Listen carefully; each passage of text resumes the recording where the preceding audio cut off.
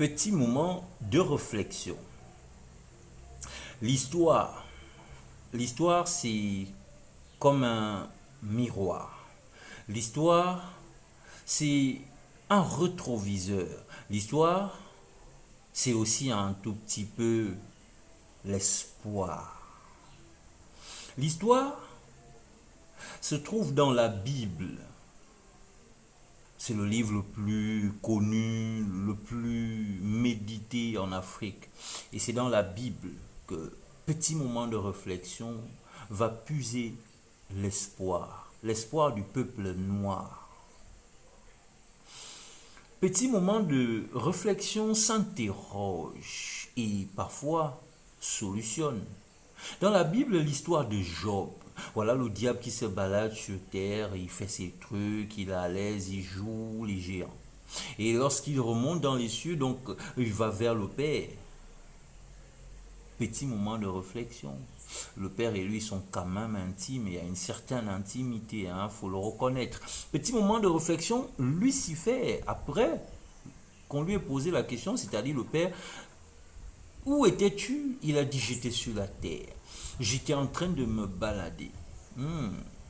Petit moment de réflexion, on constate après tout que Lucifer est libre. Mais dans sa liberté, il lui a été posé une autre question. As-tu vu mon serviteur Job? Et ce dernier de dire, oui, je l'ai vu. Mais il y a eu un petit jeu, petit moment de réflexion où Lucifer va naturellement dire à Dieu que ce Job, il est si puissant, il est si bon, il est si joyeux, il est si à l'aise. En réalité, c'est parce que tu lui as tout donné, c'est parce qu'il a tout. Mais si tu lui enlèves ce qu'il a, est-ce qu'il te sera toujours aussi fidèle? Est-ce qu'il sera toujours un bon serviteur? Suivez attentivement. Petit moment de réflexion. Job ici, c'est l'histoire du peuple de Dieu. C'est l'histoire du peuple noir. Les Noirs ont bâti des civilisations guidées normalement par leur spiritualité, par leur science, par leur savoir, par leur génie, par leur divinité, parce qu'ils avaient une relation verticale. Ils ont réussi grâce à cela à construire une relation horizontale. Petit moment de réflexion, l'histoire de Job n'est-elle pas l'histoire du peuple noir? Petit moment de réflexion. Le peuple noir, on va contextualiser. On est dans une situation où nous avons tout. Tout marche super bien, l'abondance, nous sommes dans la paix, nous sommes dans la joie, la civilisation grandit, les Noirs davantage ne font que fusionner avec la nature, trouvent des éléments, des secrets, on ne fait que construire.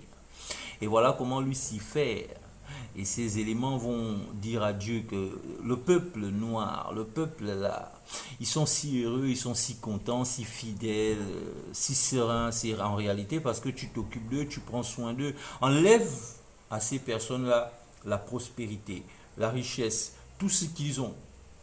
Et tu verras si ils te seront toujours aussi fidèles.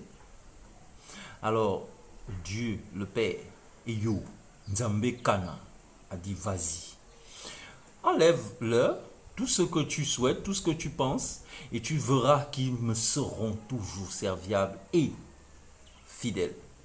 Alors voilà Lucifer qui est descendu avec son armée et tout le reste.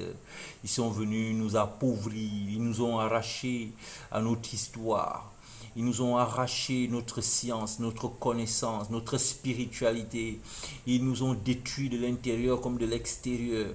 Ils ont violé nos femmes, violé nos hommes, violé nos enfants. Ils ont arraché à l'homme sa femme, ils ont arraché à la femme son mari, ils ont arraché aux enfants leurs parents. Ils nous ont disséqués, sagacité, ils nous ont piétinés. Mais ils avaient interdiction formelle de nous faire disparaître, c'est-à-dire de nous tuer. Comme avec Job. Et donc dans cette épreuve, le peuple noir aujourd'hui, nous sommes restés fidèles, nous sommes restés debout, à Nzambe Kana, à Iyo. Nous sommes restés dans l'amour de nos traditions, de notre alliance, l'alliance de nos pères avec Dieu. Et l'épreuve est terminée. Le diable est tombé. Lucifer a eu le temps de nous éprouver. Mais nous sommes restés dans les voies que Nzambe Kana, que Tata Eyo a tracées pour nous. Donc bénissons nos Tira, nos ancêtres. Car la restauration du peuple de Dieu, donc maintenant que l'épreuve est finie, nous allons vivre petit moment de réflexion.